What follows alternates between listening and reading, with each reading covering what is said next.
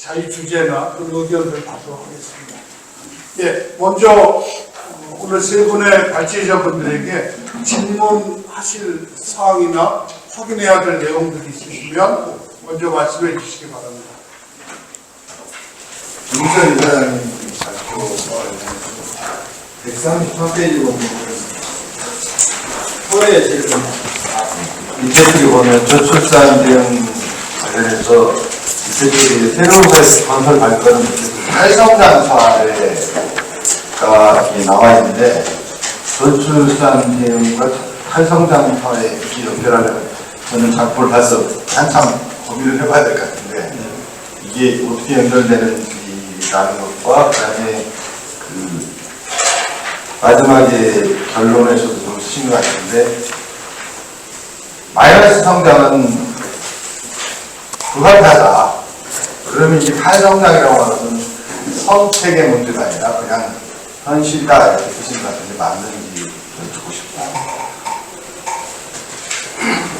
어쨌든 그 김유선 이사님에게 질문 드리는 김에 저도 보충적으로 하나만 그 마지막에 인구 위기에 대응하는 방식하면로서 사회적 연대를 통한 사회적 교섭 투쟁이 필요하다. 아까 발표에 마지막 구절이 아마 그것이었던 걸로 기억을 하고 있거든요. 그 발표문에도 그렇게 되어 있고 그래서 그 사회적 연대를 통한 사회적 교섭 투쟁이 어떤 것을 염두에 두고 무엇을 말하는 것인지 같이 좀 말씀해 주셨으면 좋겠다라고 생각하고 있습니다. 예, 고맙습니다.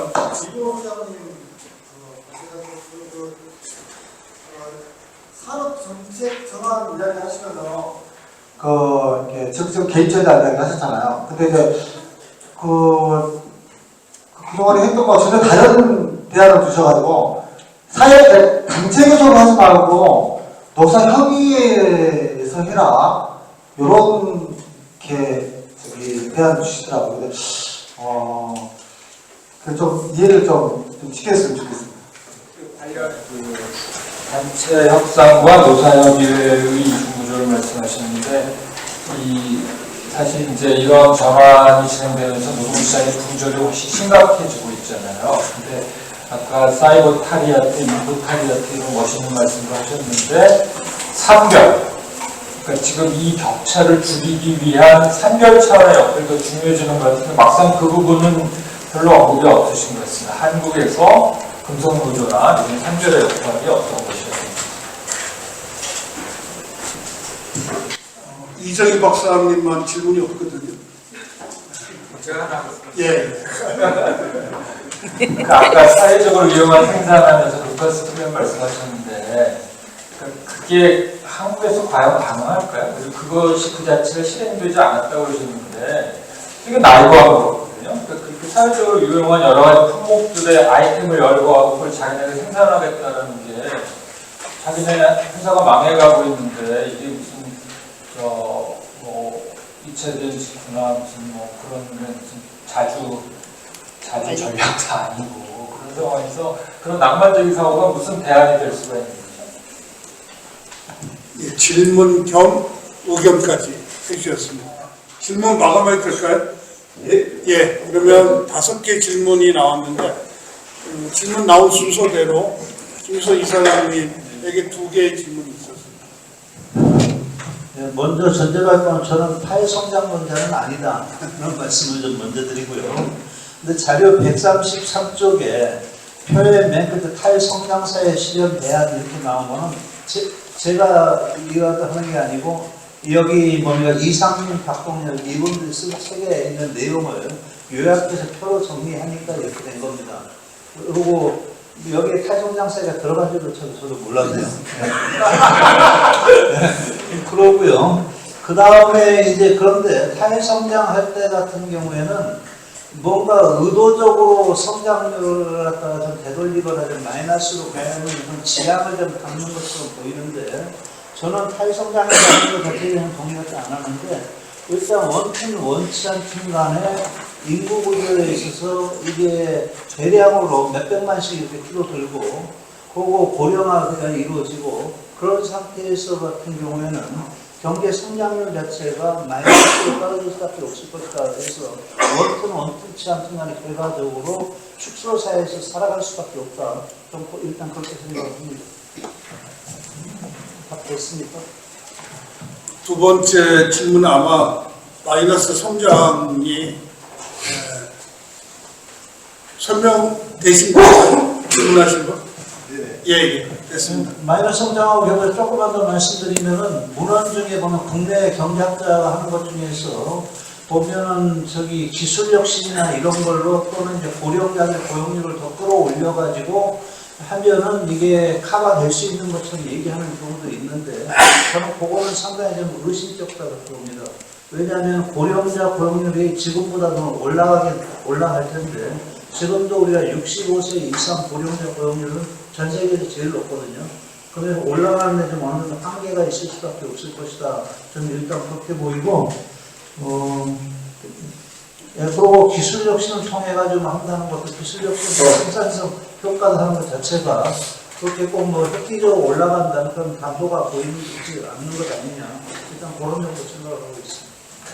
예, 고맙습니다. 이문호 소장님에게도 두 가지 질문이 있었는데 답해 주시기 바랍니다. 네, 먼저 노사협의회를 강조하고 옛날하고 다른 얘기 하려고 그러는데 제가 이 말씀드리고자 했던 것을 보면은 그동안 노사협의회 공간을 활용하지 못했었는데 지금 다시 전략적 혁신적 전환 정책을 만들어서 실현시킬 수 있는 전략적 공간으로 활용할 수 있는 게 아니냐는 얘기였고요. 그래서 이중 전략이 필요한데 지금 뭐냐면 지금 디지털화가 영향이 이중적입니다. 긍정적 영향도 있고 부정적 영향도 있고. 근데 부정적 영향을 막기 위해서는 지금까지의 노조의 전통적인 역할, 보호와 규제의 역할, 이 문제는 우리가 익숙하고 그 다음에 이제 인단협, 단체 교섭을 통해서 이제 막는 거, 부정적 영향을 그런 쪽으로 전략을 하나 세우고, 그 다음 거 이제 긍정적 영향을 극대화시키는 분야는 이게 단체 교섭 과정은 좀 힘든 부분이 있어요.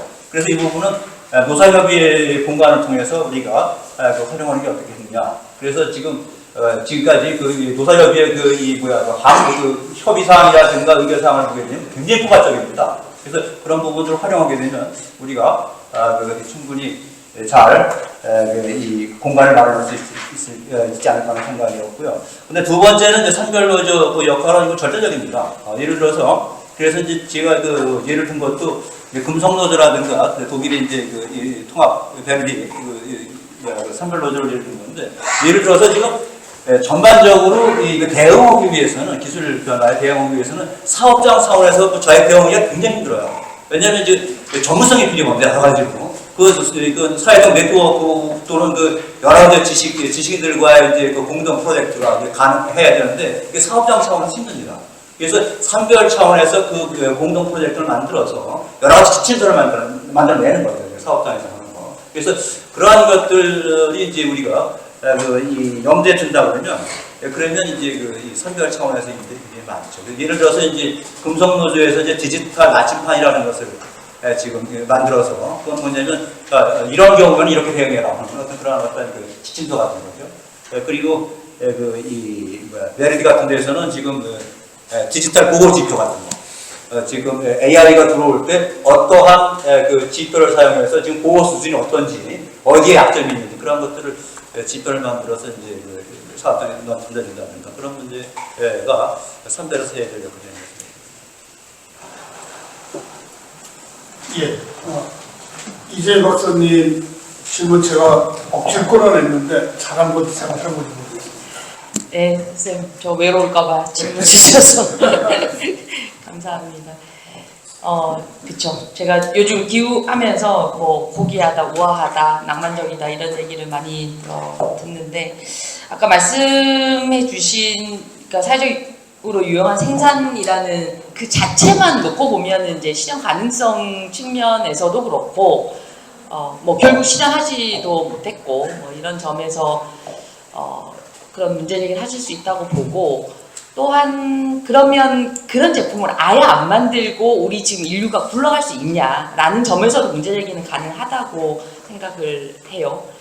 예를 들어서 예를 들면 철강을 보면 우리가 철 없이 예를 들면 자동차도 못 만들고 배도 못 만들어요. 그러면 철 생산하지 말자라고 할 수는 없죠.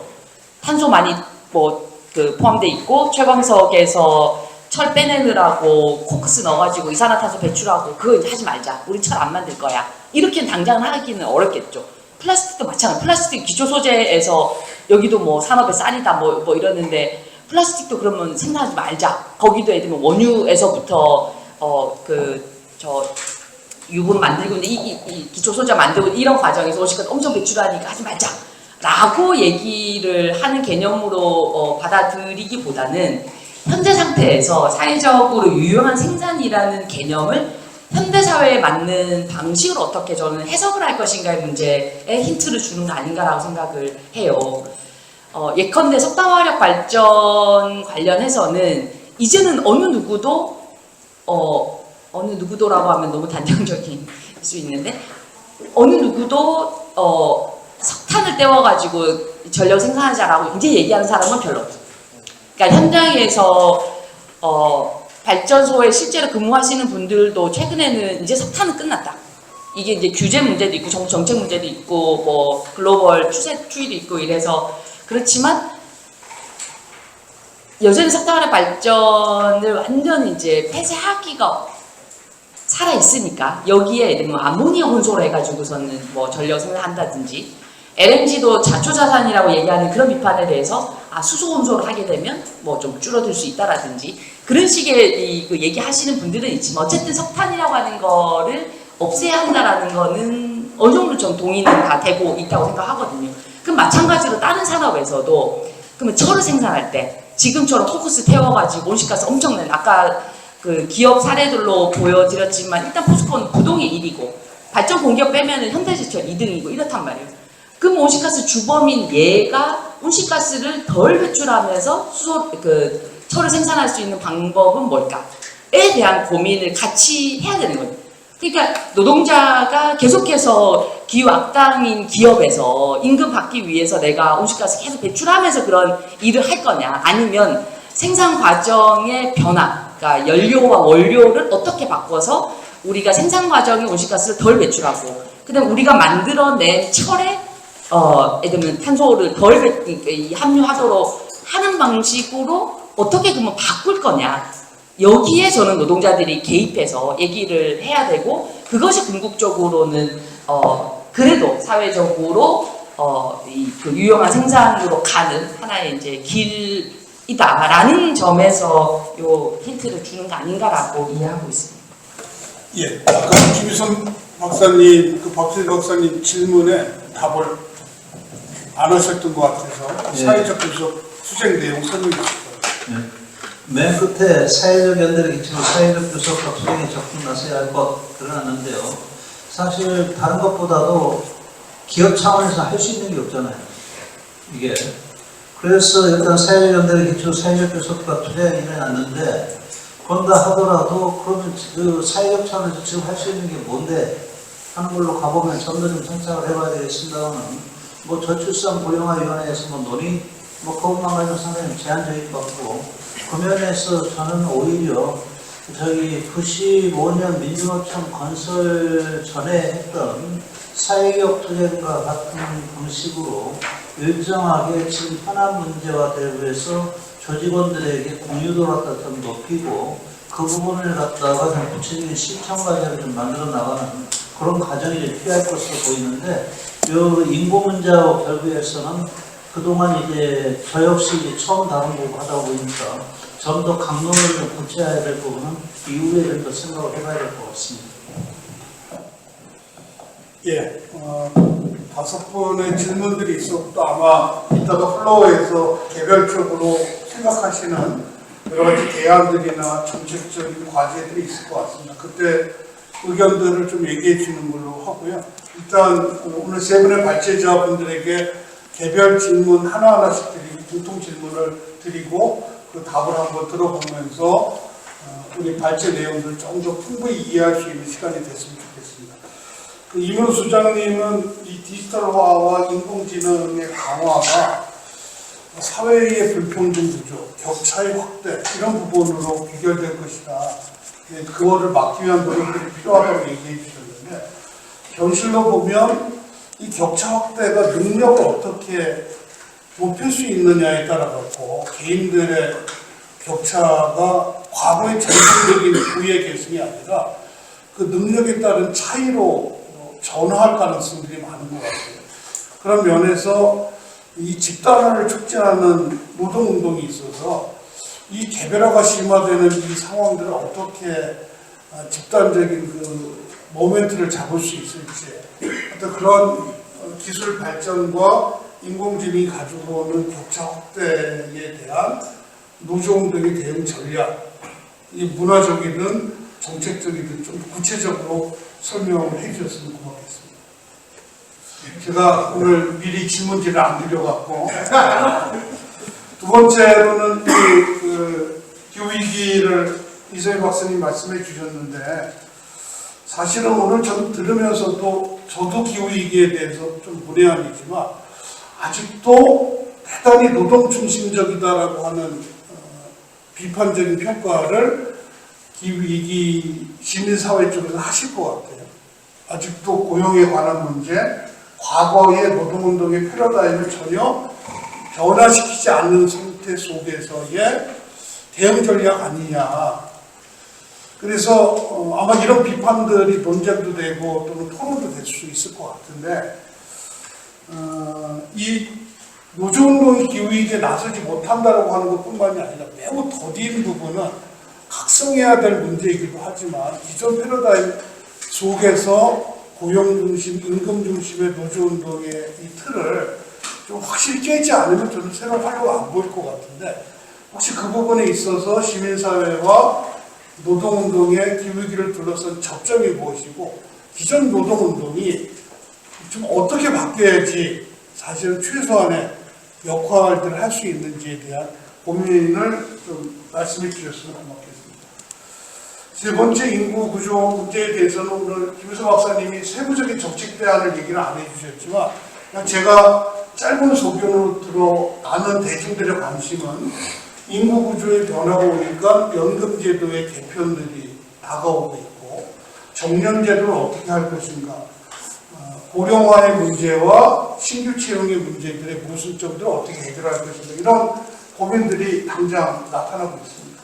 또 다른 한편에 있어서 미시적으로 보면 정부나 재계는 일단 이주노동을 완전히 풀 수밖에 없다. 그래서 이주노동의 기존의 패러다임 가지고는 전혀 접근할 수 없는 상황인데 이런 이주노동에 관한 문제 또는 양성평등에 관한 문제를 조금 더 현실감 있는 정책으로 조금 한번 검토는 돼야 될 것 같은데 이런 좀 미시적인 어떤 정년 문제 또는 이주 노동자의 문제, 여성의 경제활동을 강화하는 문제 그런 부분에서 혹시 이런 부분들이 양대 노총이나 노조운동에서는 이런 급격한 패러다임 전환 속에서 혹시 좀 다른 관점으로 좀 생각할 부분이나 힌트가 있으시면 말씀해 주셨으면 고맙겠습니다. 예, 저 질문을 드렸고 이제 순서는 이문호 소장님부터 돌아가도록 하겠습니다. 네, 이 질문이 너무 크고 힘들어서 혹시 누가 여기서 제 계신 일단 큰 의미에서 지금 이 새로 디지털화 노조의 대응 그렇게 이제 얘기를 했는데 일단은 다시 반복을 하자면 제 얘기는 지금까지 방어 전략에서 조금 더 움직이자 공세 전략으로. 근데 그러려고 그러면 제가 이제 얘기했던 참여 혁신 전략인데 이게 굉장히 힘든 측면이 있어요. 잘못하면 어영을 지킵니다. 이게 지금과 같은 참여라는 게 뭐냐면 양쪽 다 원하고 있거든요. 노사 모두가. 그러니까 이 경영 참여 아주 상당히 요구하고 있고 이 노동. 그 다음에 자본이나 회사는 생산성 참여, 열심히 일해라 이게 참여죠. 그래서 참여는 서로 요구하고 있는데 서로가 이제 어긋나고 있는 이런 부분이지. 근데 이런 차원에서 노조가 요구하는 경영 참여 또는 정말 진정한 의미의 참여가 무시된 채 그냥 참여 들어가면 이건 노사 협조주의 또는 어용 그런 어떤 이 부분으로 이제 비판을 받고 이제 지키게 되죠. 근데 이 부분을 과연 어떠한 식으로 해결할 거냐가 이제 가장 저는 게 핵심적인 문제인데 이 부분은 지금 그래서 이제 자꾸 이제 말씀드리는 게 뭐냐면 지금까지 활용하지 못했던 공간 또는 활용하지 않았던 공간 노사협의를 통해서 서로 대화를 통해서 협의를 통해서 좋은 것을 실현시켜 나가는 과정. 그러면 거기서 좋은 경험이 생기면 서로가 참여의 공간 속에서 좋은 경험이 생기면 더 확대되고 그 다음에 더 이제 증진될 거 아니냐, 증진될 것이 아닌가 같고 그런 어떤 이 바램 또는 우리의 전략적 사고 그런 것들을 좀 강조하고 싶었던 거고요. 그 다음에 이제 능력 아까 그런 문제도 지금 말씀해 주셨는데 개별화되는 그런 부분들 지금 이제 그게 아마 저기하고 연결될지 모르겠는데 지금 아까 말씀드린 사이버 타리아트라든지 헬버 타리아트가 이제 새로운 기급적 사회 기급으로서 작품될 수 있을 거냐. 근데 지금 이 상당히 개별화되고 파이프화되어 있어서 이 조직화가 굉장히 힘듭니다. 그리고 거기다가 이 숙련 또는 역량의 스펙트럼이 굉장히 커요. 누구든지 할 수 있는 그런 진입 장벽이 낮은 직업에서부터 또는 직무에서부터 굉장히 높은 IT 개발자라든가 디자이너라든가 등 높은 직업적 자격을 필요하는 그래서 스펙트럼이 크기 때문에 이걸 어떻게 끄집어낼 수 있을지가 굉장히 힘들어요. 과거에 제조업 노동자는 그래도 비교적 노동자라는 정체성이 있었습니다. 임금 노동자라는. 근데 지금은 이 다양하기 때문에 과연 어떤 식으로 이거 조직화가 가능할지 이 부분은 앞으로 정말 고민해야 될 부분들인데 그런 한 가지 객관적 조건은 분명히 있다. 뭐냐면 그렇게 스펙트럼이 큰데 제가 읽어본 문헌이나 아니면 연구자료 보면은 안정화가 필요하다는 거. 거의 다 불안정 노동이라는 거. 그래서 안정화가 필요하다는 객관적 요건은 필요한데 이건 전통적인 노조의 조직화 또는 계급으로서의 어떤 객관적 조건을 갖고 있다. 어떻게 조직해내고 사회운동 세력으로서 이제 그걸 우리가 키워나갈 수 있을지 그건 저로서는 지금 굉장히 제가 대답할 수 있는 문제는 아닌 것 같고요. 이건 아마 우리 노동운동에 지금까지 많은 경험을 갖고 계신 분들과 같이 논의해 나가야 될 분야. 네, 고맙습니다. 하여튼 여러분들이 그 내용들을 좀 기억하셨다가 이따가 개인적인 의견이나 반론, 새로 천주의 의견을 말씀해 주셨으면 고맙겠습니다.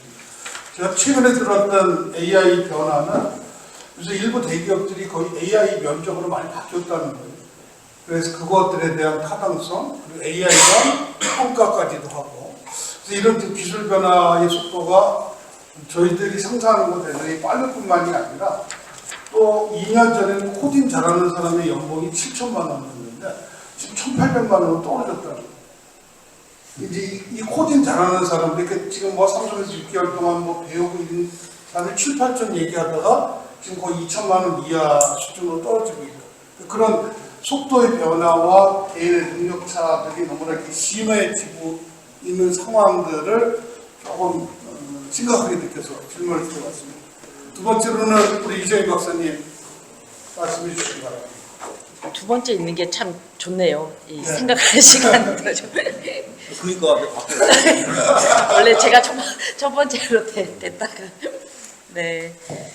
9월 7일 날 기후정의 행진에서 여러 분들의 발언이 있었는데 저는 그 중에 건설노조 부위원장 발언이 굉장히 좀 인상적이었는데 연단에 나오셔서 말씀하신 내용이 일단 기후위기로 그때 당시가 이제 9월 또 되게 더웠었으니까 건설 노동자들이 폭염으로 죽어나가고 있다라는 그런 힘든 상황을 얘기를 하시면서도 그런데 여전히 우리는 생계를 위해서 일을 해야 된다. 난개발도 해야 되고 농가밭을 훼손하면서 산림을 훼손하면서 건설을 해야 되고 우리한테는 신도시 개발이나 특히 신공항 건설 이건 우리 먹거리이기 때문에 우리는 그 지지한다. 그런 데서 일하는 내가 기후정의 행진에 와가지고 무슨 자격으로 기후정의를 하자라고 얘기해야 될지 몰라서 굉장히 망설여진다라는 말씀을 해주셨어요. 굉장히 이게 기후 문제를 둘러싸고 질문 주신 것처럼 이 고용, 그러니까 이른바 이제 먹고 사는 문제와 전 인류의 공통 과제인 죽고 사는 문제를 어떻게 결합할 것인가와 관련한 이 딜레마적인 그런 상황을 아주 잘 보여주고 있는 거라고 생각이 드는데요. 그 문제 푸는 방법은 저는 우리가 뭐 민주총도 이제 95년 출범 이후 한국노총도 지속적으로 활동을 해오는 과정에서 과거와 비교를 하면은 상당히 놓치고 가는 게 많은 것 같아요.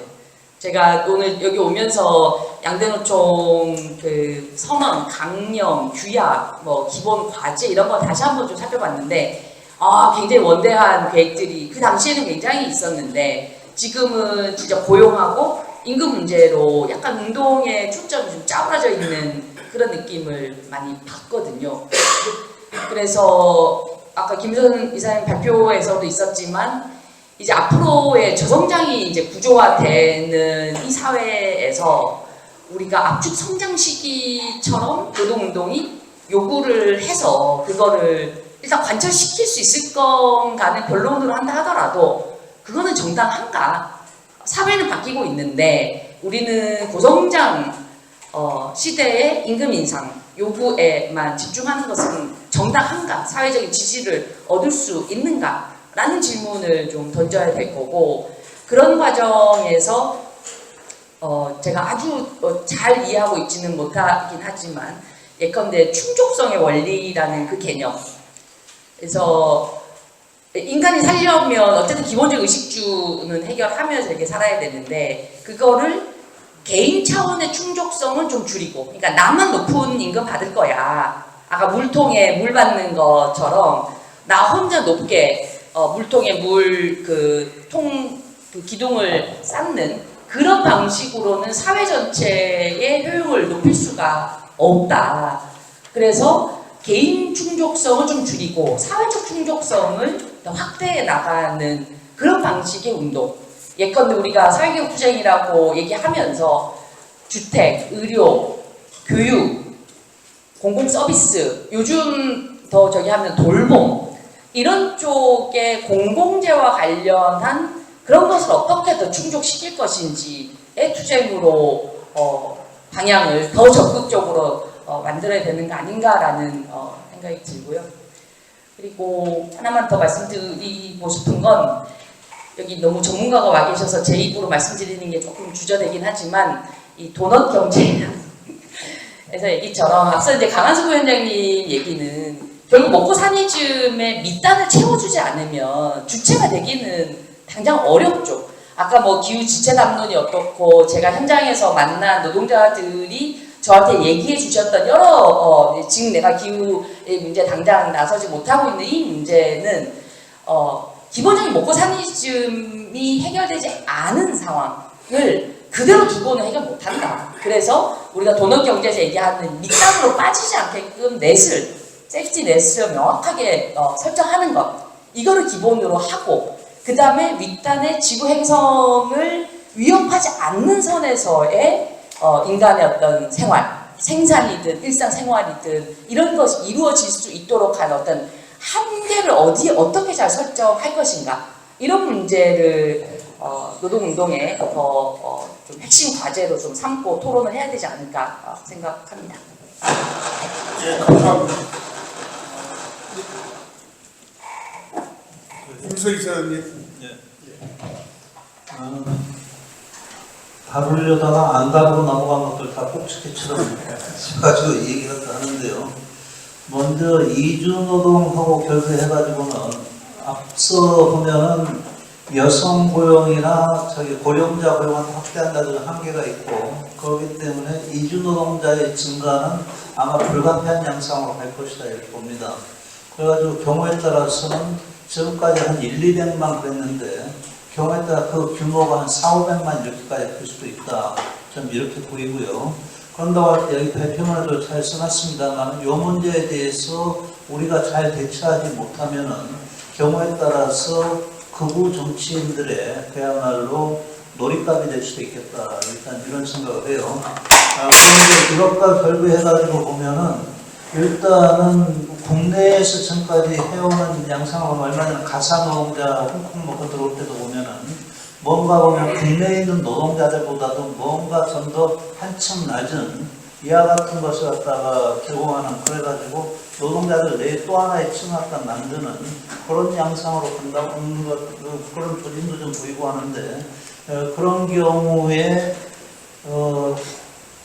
보면은 자칫하면은 그렇게 형편없는 일자리로 이주 노동자들 채운 양상으로 간다고 할 때 같은 경우에는 저기 이주 노동자는 이주 노동자대로 늘어나고 그 내국인 청년들 같은 경우 실업자로 그대로 더 늘어나는 그런 양상으로 갈 수도 있겠다. 일단 이런 생각을 합니다. 그 면에서 이주 노동자에게도 내국인과 동등한 조건에서 일단 이주 노동자를 더 확대하는 방향으로 내지는 그 내국인 청년들 같은 경우도 가서 일할 수 있는 일자리로 일할 만한 그런 일자리로 하면서 이주 노동자들 받는 방향으로 좀 가야 좀 그런 모순이나 문제가 좀 해소될 수 있지 않을까 저는 일단 그런 생각을 하고요. 그 다음에 연금제도하고 결부해가지고는 뭐 워낙 뭐 민감한 사람이니까 이 얘기하기도 그렇고 제가 많이 들여다본 것도 아니긴 한데 일단 이게 저희 세팅된 것 자체는 상당히 인구가 폭발적으로 증가하던 그런 시기에 좀 세팅이 된 게 하나가 있고 그런데 지금은 인구가 오히려 감소 시대로 좀 접어드는 게 있고요.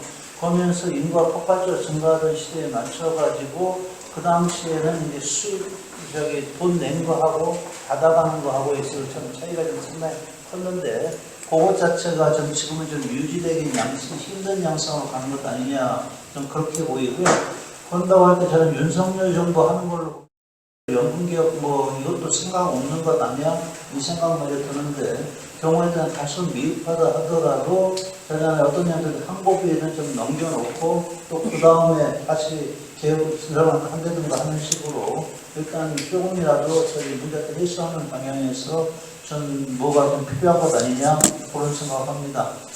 그 다음에 정년 부분하고 결부해가지고는 저는 제일 좋은 건 저걸로 봐요. 정년 해고거든요. 어떻게 보면 정년인가 굉장을 해가지고 저기 민주노총 만들 때 김태현 원장하고도 의견이 달랐는데 저는 무슨 정년 해고기 때문에 이게 왜 사무총국 규정에 들어가냐 그러고 뭐 60까지 했으면 대신 뭘 더 하려고 하냐 뭐 그러고 했었는데 제일 좋은 건 정년 자체가 없고 그러면서 건강이라든가 본인의 희망에 따라서 주 2일제든 주 3일제든 4일제든 이렇게 선택하면서 저기 하는 점진적 은퇴제도를 운영하는 게 가장 바람직한 것 아니냐 그런 생각을 하는데 그럼에도 불구하고 가도적으로 최근에 같은 정년을 연장하냐면 재고용이냐 그런 문제가 나오는데 이 부분에서 지금 딱 하나의 답으로 좀 얘기하기 좀 상당히 쉽지 않은 것 같아요. 지금 보면은 노동력 구성으로 봐서는 저는 65세로 좀 연장하는 분위기로 가는 건 맞는데 그 과정에서 모든 사람이나 모든 부분에 일률적으로 좀 적용하기는 당분간은 좀 쉽지 않을 것 같고 어떤 부분은 재고용, 어떤 부분은 정년 연장 이게 좀 혼재되는 양상으로 좀 가지 않을까 그런 정도로 좀 생각을 합니다. 그리고 마지막으로 아까 하나만 좀 말씀드리면 저성장 시대 내지는 마이너스 성장 시대라고 했다면 전반적인 성장률 자체가 마이너스라는 거지 1인당 소득이나 이런 경우에 따라 플러스도 될 수도 있다 하는 건 뭐 좀 오해가 없도록 좀 얘기를 하겠습니다. 이상입니다. 예, 그 인구구조 변화에 따른 몇 가지 정책들은 사실 단기적으로 대단히 논쟁적인 상황이고 또 기존의 양대 노총이 취했던 전략이 맞는 것인가라고 하는 것도 논의가 좀 필요한 내용인 것 같아서 조금 한번 말씀을 듣고 싶어 했고요. 제가 이렇게 질문을 계속 드리는 것보다 플로어에서 의견들을 얘기해 주셨으면 좋을 것 같아요. 일단 세 가지 주제에 대한 방향성과 결론들은 잠정적으로 나왔는데 보시기에 하여튼 좀 생각이 다른 부분이나 이런 부분들은 좀 보완됐으면 좋겠다든지 아니면 그거 말고 이것과는 다른 방식으로 접근해야 된다든지 좀 이렇게 논쟁적인 것도 포함해서 편안하게 몇 분 말씀을 들었으면 좋을 것 같습니다. 네. 세 분 발표 감명 깊게 잘 들었고요. 그러면서 든 생각이 이 세 가지 주제가 지금 우리 오늘 토론의 제목이 다중위기 속의 노동조합인데 이 다중위기의 다른 말로 하면 이게 사실 복합전환이라고 얘기할 수 있고 복합전환의 과제의 가장 핵심적인 세 가지 주제로 건드린 거라고 생각합니다. 근데 이 복합전환의 과제든 다중위기든 이것이 이제 기존의 우리의 노동 시스템이랄지 관행이랄지 또 노동운동의 어떤 인식과 실천의 과제로부터 사실은 좀 멀리 있는 어떻게 보면 굉장히 그랜드한 주제이기 때문에 이 노동운동 스스로 이걸 감당하기가 참 쉽지 않은 어떤 주제인 측면이 사실 있다고 생각합니다. 그러면서 세 분 모두 한 분은 이제 사회 혁신을 마지막에 얘기하셨고 다른 한 분은 지체가 아닌 주체가 되어야 된다고 말씀하셨고 또 한 분은 사회연대를 말씀하셨어요. 이 세 가지가 어떻게 보면 굉장히 좀 공통적인 사실 측면이 있습니다. 뭐 사회혁신이라고 얘기하는 부분이 사실은 큰 틀에서는 맞아요.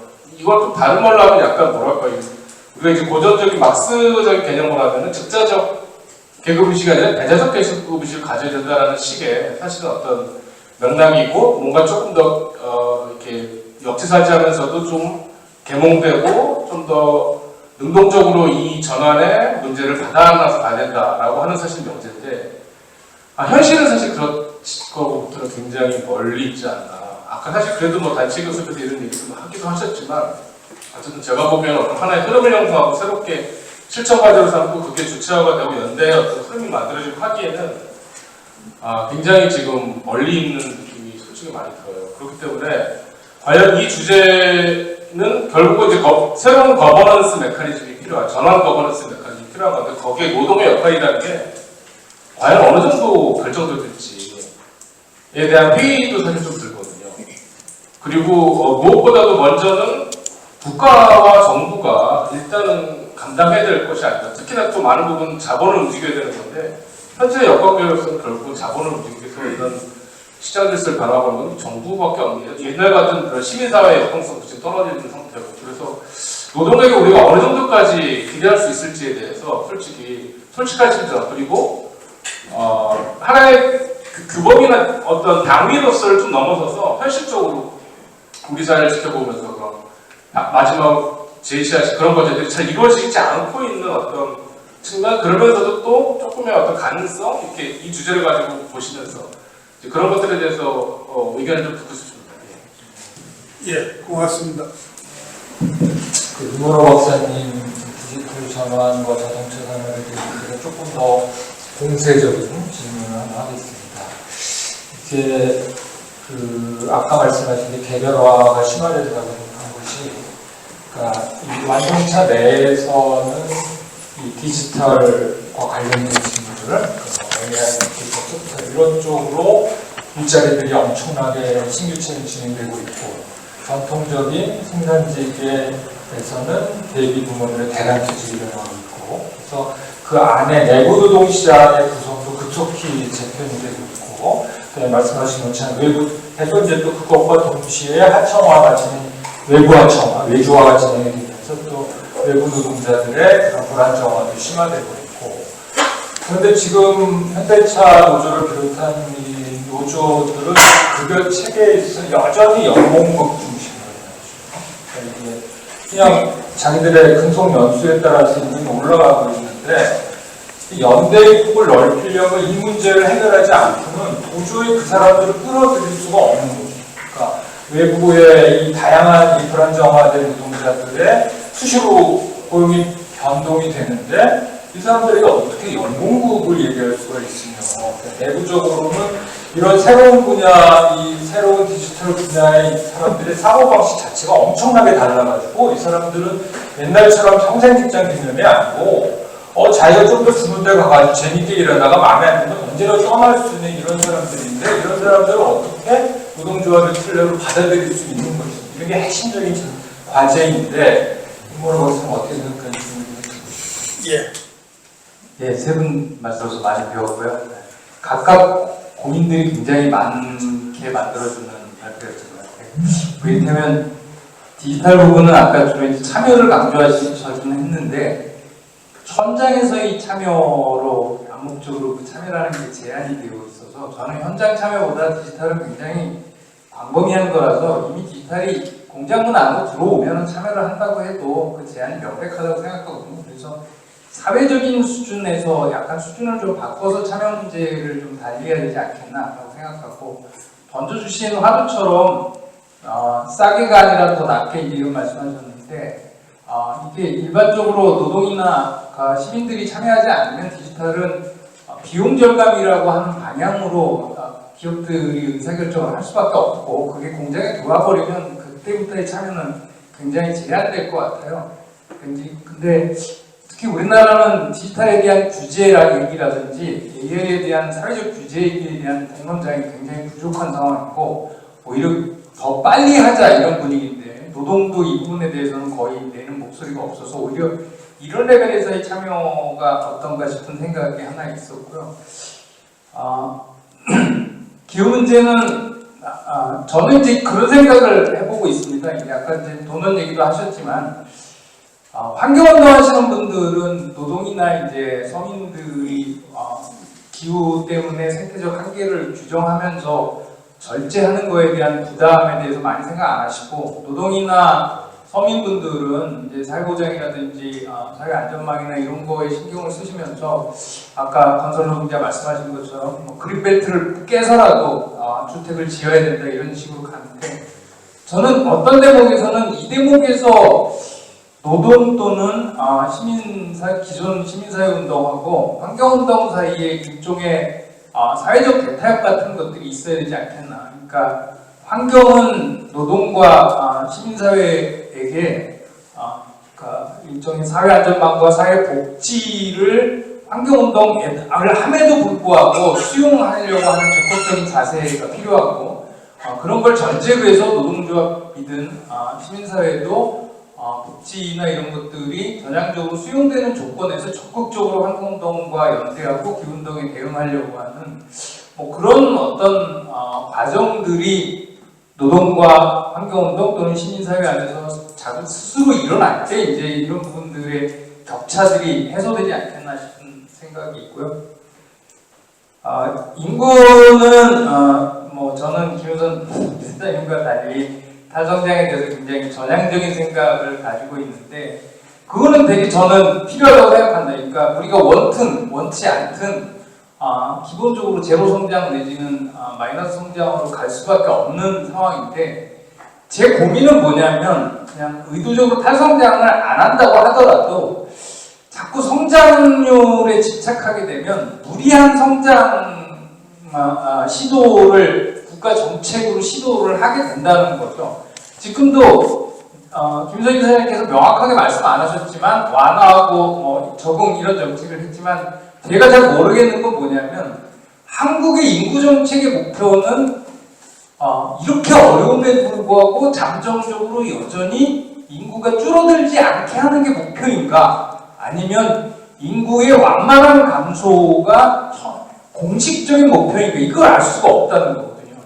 제가 모르겠는 거. 그러면 근데 사실은 김효선 소장님은 인구의 너무 과하지 않은 완만한 감소를 현실적인 목표로 할 수밖에 없다, 이거를 이제 가정적으로 전제를 하셨는데, 똑같이 그러면 이제는 거의 제로 성장으로 수렴하는 걸 우리가 받아들인다, 수용한다, 이걸 원칙적인 목표로 하고, 무리한 건설이라든지 토목 개발이나 이런 것들을 해서 무리한 경제 성장을 피한다, 이제 이런 사회적 합의가 되고, 그게 노동운동에서도 합의가 될 때야 그럼에도 불구하고 이게 완만한 수준으로 되기 위해서 고령자 노동과 이주 노동자와 여성자 노동을 최대한 끌어모아서 그 충격들을 완화시키는 식으로 가자, 이제 이런 합의가 되는데, 그런 합의가 안 되니까 무리한 세 번째 애 나면은 1억 준다든지 이제 이런 무리한 시도들이 오히려 재정을 낭비하는 것으로 가는 게 아닌가, 이제 이런 걱정이 듭니다. 예. 예, 고맙습니다. 자원하시는 분 있으시면 손을 들어주시고, 아니면 지목하겠습니다. 우리 김태현 원장님하고 박재지 박사님 이렇게 너무 골똘하게 생각하지 마시고 마이크 들고 얘기를 한 말씀 드리겠습니다. 조영대 교수께서 유용한 노동이 현실적으로 가능한가? 라고 물어보십니다. 가능하지 않죠. 가능하지 않고 김명건 박사님 방금 했던 이야기는 고용과 임금에 집착하는 노동에 대한 환경단체 비판도 적극적으로 검토할 필요가 있다. 필요하면 탈성장이라고 삼지면서 주어하고 최소한 제로성장까지는 노동조합을 수행할 필요가 있는 것이 아닌가라고 얘기했거든요. 그래서 이 두 가지 문제에서 공통적으로 만나는 지점은 역시 일자리일 수밖에, 노동자의 고민으로서는 일자리일 수밖에 없겠다라고 생각하고 있습니다. 로카드 프레스 나오는 일자리를 다른 말로 바꾸면 아까 이지희 박사 얘기했던 녹색 일자리거든요.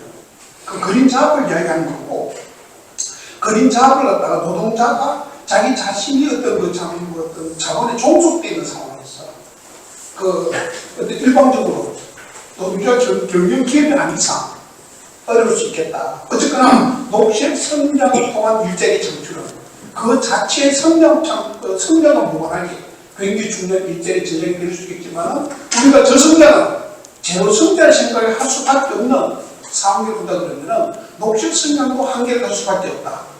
다시 말해서 장기적으로 녹색 성장으로 성장 없는 그린 뉴딜로 갈 수밖에 없겠다. 그렇게 일자리가 어떻게 되는가 하는 문제가 있거든요.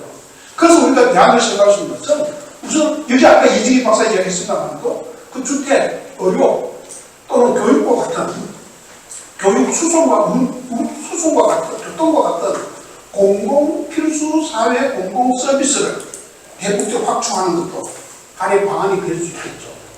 더 나아가서 앞으로 아까 고용정보원에서 이야기했던 향후 취업 구조에서 얘기했듯이 돌봄 노동이 사회적으로 굉장히 중요해지고 이 돌봄 노동을 강화하는 것도 일자리 만들기 굉장히 중요한 방법이죠. 근데 우리가 정말로 생각해야 되는 문제 중 하나가 그러면 노동시간 단축인데 그것이 단순한 노동시간 단축이 아닐 수 있겠다. 노동시간 단축이라는 것은 다른 말로 바꾸면 유급 노동시간을 줄이고 그래서 시민 노동을 사회적으로 유용한 노동을 전대시키는 이렇게 올리 100이 위험사를 얘기하는 올리 100 했던 이야기거든요.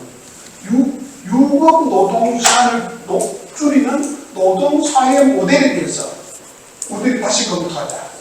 이것은 아까 김일권 박사가 이야기했던 이른바 노동 중심 또는 성장 지향에 대한 노동조합의 자기 반성 내지 성찰일 수도 있겠다라고 보거든요.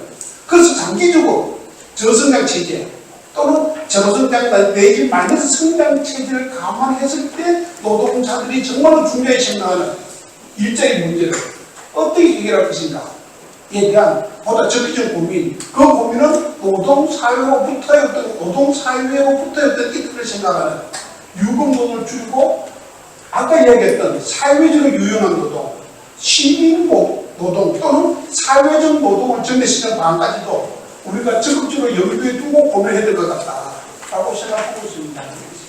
예, 우리 마이크 앞으로 예, 저는 세 가지 다 세 분 발표 듣고서 굉장히 많이 좀 배웠다는 생각이 들고요. 각각의 주제에 대해서 굉장히 잘 대안까지 해주셨다는 생각이 들었어요. 근데 이제 쭉 들으면서 느끼는 부분들은 이제 우리가 이게 각각의 영역으로 이렇게 얘기하지만 우리가 다중이라고 얘기하듯이 서로가 이제 유기적으로 연계되어 있는 부분이지 않나 이런 생각이 좀 발표를 들으면서 느꼈습니다. 그래서 어떻게 보면은 기술 발전 자체가 인간의 일자리 자체를 변화시키고 자연으로부터 어떻게 보면은 이제 기후 위기라는 보복을 불러일으키고 심지어 어떻게 보면은 우리 스스로의 재생산조차도 힘들게 할 정도로 이렇게 되어 있는 위기. 우리 여기 좀 빠져 있지만 지금 또 전쟁 계속 지금도 지적되어 있고 뭐 이런 상황이잖아요. 그래서 이게 이제 굉장히 유기적으로 연계되어 있는데 그리고 서로가 이제 보지 못하고 있는 부분들이 여기서 정말 우리가 노동이라든가 새로운 사회를 꿈꾸는 입장에서 이게 좋은 일자리란 뭔지 또는 좋은 사회란 뭔지 이런 거에 대해서 정말 한번 각각의 영역 부분들을 우리가 좀 더 공약수를 토대로 해서 그런 이제 내한적인 논의 이런 부분들을 우리가 한번 같이 해보는 오늘은 이제 첫 시작이지만 각각의 영역 부분들을 정리한 걸 토대로 해서 이것이 서로가 어떻게 연결되어 있고 또 여기 나오지 않은 지금 어쨌든 뭐 전쟁의 문제라든가 평화의 문제 이런 것까지 연결을 시켜가지고 어떻게 보면은 과거 뭐 1차 대전 뭐 이런 시기에 그 뭐 제국주의 전쟁 뭐 이런 얘기하면서 뭐 새로운 대안 얘기했듯이 지금 이 시대도 좀 그런 부분 아니냐 이런 생각이 들면서 그런 얘기가 좀 이어졌으면 좋지 않을까 하는 생각이 듭니다. 예, 고맙습니다. 말씀하실 분 안 계시면 우리 발표자분들 간단히 그냥 느낌이나 소감 얘기해 주시고 제가 마무리하도록 하겠습니다. 간단하게 몇 가지만 아주 짧게 말씀드리나요? 일단 이제 우리 강병준 의원님 말씀하신 거 제일 처음에 저희들이 다중이기 아까 이제 그런 얘기했는데 다중이기를 우리는 이제 다중 기회로 만드는 그러한 어떤 그 발제를 염두에 두자 그런 생각을 했는데 모르겠습니다. 그만큼 됐는지 저희들이. 근데 지금 이걸 다중 위기를 다중 기회로 만들기 위해서는 거버넌스들이 굉장히 중요해요. 그건 맞습니다. 참여요. 근데 제가 강조를 하고 싶었던 건 뭐냐면 거버넌스들 또는 참여의 공간을 만든다 하더라도 노조가 자기의 어떤 전환적 모델이 없으면 들어가서 할 게 없어요. 네, 준비가 안 돼 있으면. 그래서 그 준비를 하자는 것이 첫 번째 강조 점이었고요. 그래서 그런 걸 앞으로 만들어가자는 거. 그 거버넌스를 활용하기 위해서. 그리고 두 번째, 우리 그 조영재 교수님 임금 체계. 그건 지금 굉장히 고민일 겁니다. 회사에서. 뭐냐면 생산직은 그나마 이제 이 연봉 부분으로 가는데 제일 중요한 게 지금 R&D인데 R&D에서는 지금 연봉급 갖고 굉장히 힘들어하잖아요. 지금 자꾸 나가니까 더 많이 주면. 그래서 그 임금 체계가 지금 그 디지털 전환에 어떠한 식으로 지금 우리가 대응을 해야 될지 이 부분들은 저는 답을 안 갖고 있습니다만 굉장히 고민이 이제 앞으로 해나가야 될 생각이 되고요. 그리고 아까 이제 김 선생님 말씀하신 이제 사회적 참여에서의 참여, 사업장보다 더 중요하다. 그 절대적으로 공감이 갑니다. 그래서 선별노조의 입장이 굉장히 중요한 거고요. 역할이. 마지막으로 한마디 덧붙일 것은 지금 아까 돌봄 노동이 나왔는데 탈성장이냐 아니면 그래도 성장 조금 얘기하고 그런 문제가 나왔는데 저는 그 탈성장이 아니라 일반적으로 그냥 우리가 때는 미는 게 아니라 지금 성장해야 될 영역이 있고 성장하지 말아야 될 영역이 있습니다.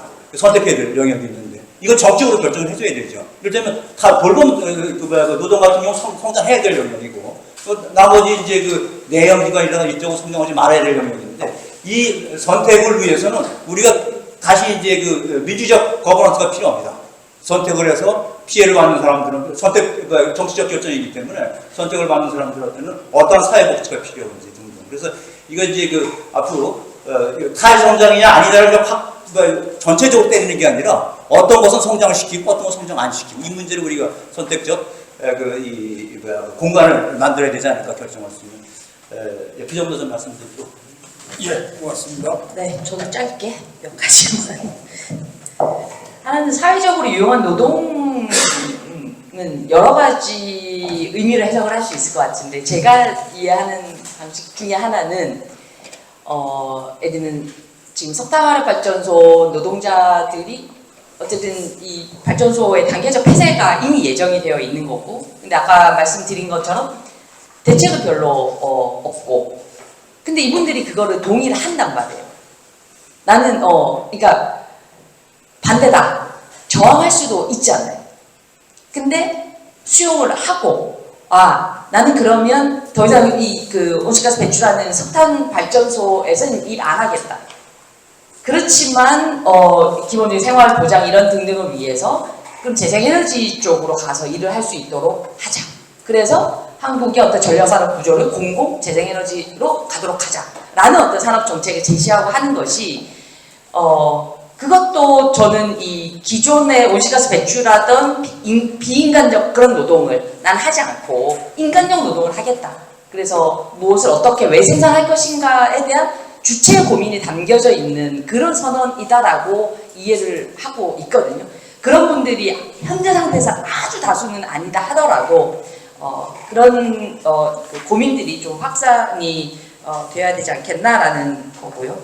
두 번째는 산업정책 관련해서 우리가 뭐 정치세력과 산별, 뭐 민주주의 출범서부터 얘기를 해왔고 한국노총 마찬가지로 고민을 하고 계신 지점인데 실제 현재 스코어 산업정책의 노조의 아까 뭐 예를 들면 뭐 모델을 가지고 개입해서 뭔가 듣게 하고 관철시키고 하는 경우가 한국에서는 아주 예외적인 경우. 그러니까 예컨대 21년에 보건노조 합의를 통해 가지고 교대제 개선 사업이 진행이 됐고 나름 그것이 일정하게 성과를 내면서 이제 본 사업으로 들어가려고 하는 이런 정도 몇 가지만 제외하면은 산업정책에 대한 노조의 개입력이라고 하는 것이 별로 없고 특히 기후 문제를 생각하면 더더욱 없는 거죠. 그나마 이번에 화성에서 석유화학산업의 정의로 전환가도 노조화 과제 이거를 이제 그 연구 용역을 발출하셔서 나름 이제 예를 들면 노동 쪽, 에너지 쪽 하는 사람들이 들어가서 산업을 보면서 어떤 전환이 어떻게 필요한가 이런 것들을 들여다보고 노동조합 관계자들이랑 같이 이제 논의를 하면서 그러면 우리의 수준에서 산업 정책을 어떻게 만들고 개입하도록 할 것인가, 구조를 어떻게 만들 것인가 이런 것이 이제 고민이 시작하는 단계인 것 같아요. 여전히 석화도 보면은 지금 산업이 너무 불황이다 보니까 기업한테 더 부담 주는 온실가스 배출 규제를 좀 완화해야 된다라는 주장에 동의하는 비율이 절반이 넘습니다. 여전히.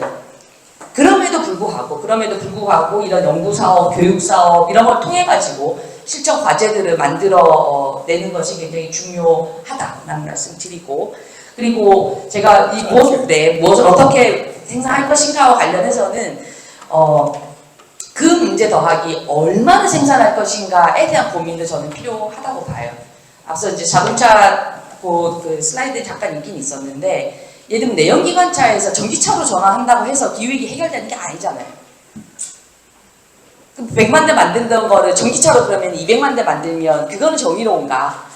그래서 어떤 그 여전히 얘기하는 이 한계, 그러니까 가동 시간의 한계, 노동 시간의 한계, 생산량의 한계 이 얘기하면 당연히 임금 어쩌라고 하는 얘기가 당연히 나올 텐데 그 지점과 관련해서 아까 말씀드린 충족성의 원리를 통해 가지고 이런 것이 좀 적극적으로 고민이 되면 좋겠다라는 말씀입니다. 저는 뭐 추가로 드릴 말씀이 없어요. 예, 오늘 토론을 3시부터 시작했는데 너무 무거운 주제임에도 불구하고 여러 인사이트가 있었다고 생각합니다. 저는 토론회 오늘 계속 진행을 하면서 하나 느꼈던 부분은 지금 오고 있는 복합위기 또는 다중위기라고 하는 것이 과거의 위기와는 사뭇 다르고 이게 상당히 장기적으로 가고 실제 전환적인 양상들을 띠고 있는데 노동의 어떤 대응들을 꿈틀까라고 하는 부분들에 초점을 맞추고 싶습니다. 여전히 이 87년 체제의 틀을 공고하고 경제주의적이고 실리주의적인 운동이 지배를 할 때는 아무런 좋은 정책 대안이 있다고 하더라도 또는 그런 판이 만들어진다고 하더라도 노조의 개입력이 유용성을 갖지 못할 것 같습니다. 그래서 이런 좀 주체의 문제에 있어서 우리가 한 단계 도약하기 위해서 뭐를 버리고 또 뭐를 쟁취해 나가야 될 것인가에 대한 좀 더 실천적인 논의가 앞으로도 진전되기를 바라면서 오늘 김문수 교수님 2주기 추모 토론회인데 하여튼 선생님도 이 토론을 잘 보고 계실 거라고 생각하고 여러분들의 따뜻한 박수로 마무리하도록 하겠습니다.